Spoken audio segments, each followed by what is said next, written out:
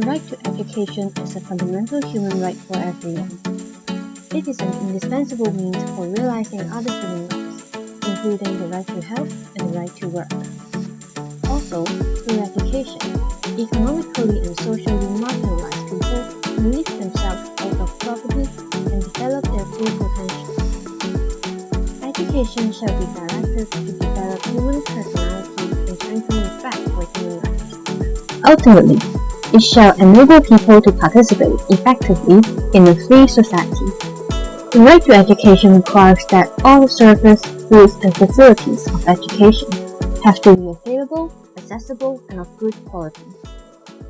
That includes sufficient quantity of educational institutions and programs, physical accessibilities to educational institutions, trained teachers, free or affordable education, and accessible safe water and sanitation facilities.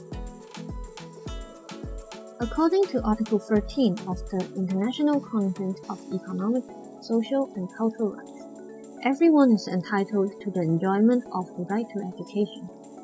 However, some social groups in different parts of the world face difficulties in exercising their rights, including girls, the disabled, refugees, and migrants, and those impacted by armed conflicts. It is important that education is provided for everyone equally without any discrimination. It provides that the state must recognize and provide for the specific needs of different population groups. So what should the states do exactly? State duties are classified into general and specific obligations. For general obligations, according to Article 2.1 of the ICESCR, the state have a duty to progressively achieve the full realization of right to education. Therefore, financial difficulties is not an excuse from taking action in realizing the right to education. The states shall also show an effort to improve the education service, goods, and facilities within available resources.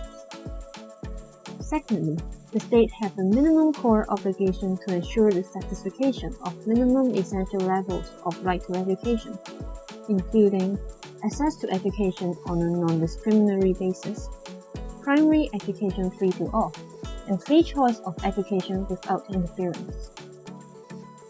The states have the obligation to respect individual rights to education, protect the right by preventing interference from third parties, and fulfill the right by facilitating and helping people to enjoy the right.